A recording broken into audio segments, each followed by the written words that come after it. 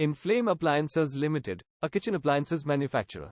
The company was incorporated in the year 2017 and got listed on BSE in 2018.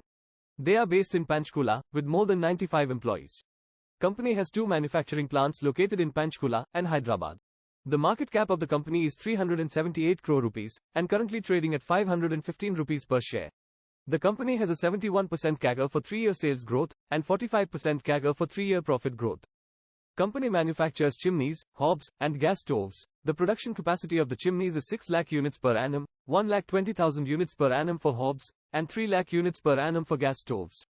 Company is planning to venture into dishwashers, ovens, and built-in oven space over the next 18 to 24 months. The sales of the company for the last 4 years have been consistently growing. The company became profitable since last fiscal year. There has been no significant drop in the promoters' holding in the last 2 years. We can see a small portion of foreign and domestic investments in the company, which are slowly increasing.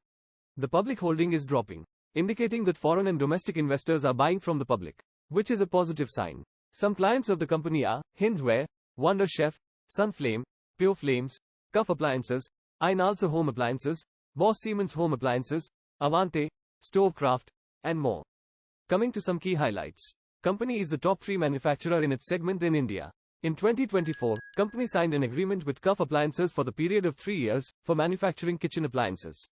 In 2023, company signed an agreement with Havells to supply chimneys and oven toaster grill. In 2023, company has set up a new manufacturing unit in Hyderabad.